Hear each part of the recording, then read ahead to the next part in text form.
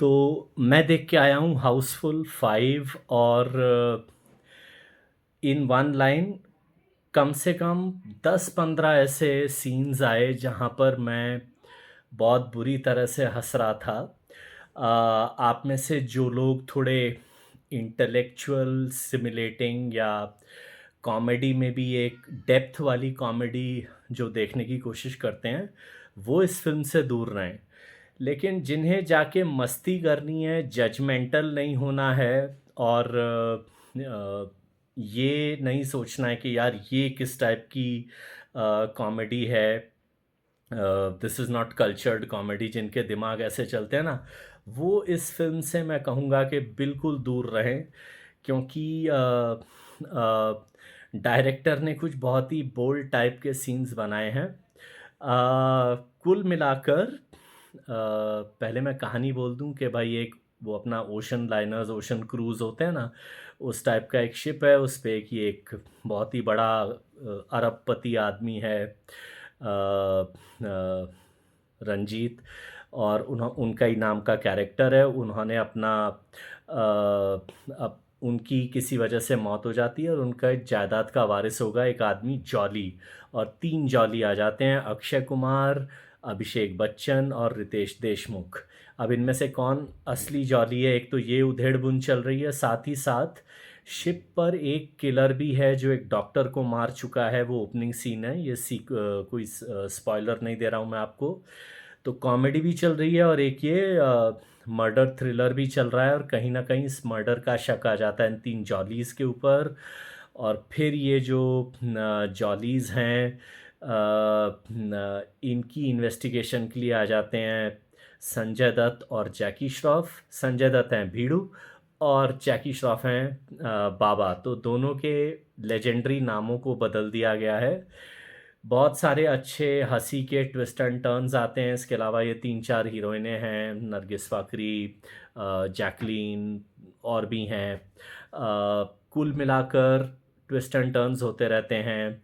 जैसे एक पॉइंट पर ये तीनों जॉलीज़ को ये प्रूव करना है कि मर्डर उन्होंने नहीं किया है। अब उसके लिए ज़रूरी है कि वो बचने के लिए वो डिसाइड करते हैं कि रंजीत की लाश को ठिकाने लगाया जाए। तो कारपेट में जो लाश को लेके भाग रहे हैं इंटरवल से पहले का सीन, वो बहुत ज़बरदस्त हिलेरियस है। उसमें एक सीन आया जॉनी लीवर वाला जहाँ पर मैं कम से कम 2-3 मिनट तक हंसता रहा था उस सीन के बारे में सोच सोच के। और अक्षय कुमार अपनी एज़ यूजुअल कॉमिक टाइमिंग में हैं। फिर एंड में पता चलता है कि मर्डर किसने किया है। मैंने बी वर्जन देखा है तो मैं उसका स्पॉइलर नहीं दूंगा। हाँ, अब मेरे अंदर ये ताकत नहीं है कि मैं जाके ए वर्जन भी देखूं और उसमें पता चले कि मर्डरर कौन है। कभी टीवी ओटीटी पे आ गई तो देख लूँगा। लेकिन जितनी बर्बाद फिल्में आई हैं उनसे अगर कंपेयर करो तो कम से कम हाउसफुल 5 देखकर अगर आप एक मज़े करने के ढंग से जाएं तो कम से कम ये पैसा वसूल फिल्म है। मुझे लगता है कि फाइनली अक्षय कुमार को एक क्लीन हिट मिलेगी।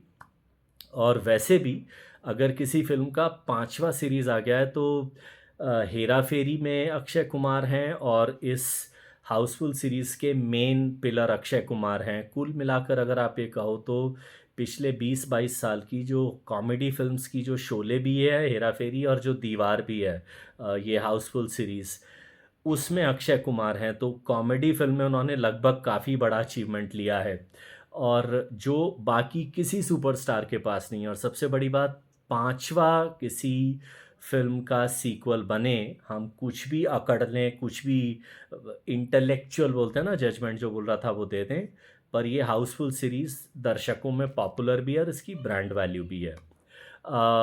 तो यही एक तो इसके ये हँसा लेने वाले, मतलब डायरेक्टर ने, तरुण मनसुखानी ने ऐसी फ़िल्म बनाई है कि भाई आओ, देख लो, ज़्यादा जजमेंटल मत बनो। और जैसा मैंने कहा, कम से कम 10-15 सीन मेरे लिए ऐसे आ गए जहाँ पे मैं हँसा, तो मेरे पैसे वहाँ वसूल हो गए। गाने जो मैं कहूँगा कि इस हाउसफुल सीरीज़ की जो सबसे वी इस हाउसफुल सीरीज़ में जितनी भी फ़िल्में बनी हैं, गाने शायद थोड़ा-सा वीकेस्ट हैं इस फ़िल्म में। नहीं तो हर एक हाउसफुल में कोई एक गाना ऐसा होता है जो आपको याद रह जाता है। जैसे मैं सोच रहा था शायद पापा तो बैंड बजाएँ आएगा इस वाली फ़िल्म में, फिर से रिहाश होके नहीं आया। वो एक हल्का-सा डिसअपॉइंटमेंट हुआ मुझे। लेकिन वो एक समर के टाइम पे, छुट्टियों के टाइम पे ये एक अच्छी देखने लायक फ़िल्म है। इसके अलावा रितेश देशमुख मैं बोलना चाहूँगा परफॉर्मेंसेस में रितेश देशमुख और अभिषेक बच्चन और काफ़ी हद तक जॉनी लीवर, ये 2-3 और परफॉर्मेंसेस हैं जब जब आए हैं स्क्रीन पर, ख़ास तौर से जॉनी लीवर जो इन सारे 2-3 कैरेक्टर्स के साथ जो उनकी भिड़ंत होती रहती है वो एक थोड़ा-सा हाइलाइट है। ऑल इन ऑल अगर आप हाउसफुल सीरीज़ के फ़ैन हैं तो डेफ़िनेटली आपको ये फ़िल्म कम से कम एक बार देखने के लायक तो लगेगी।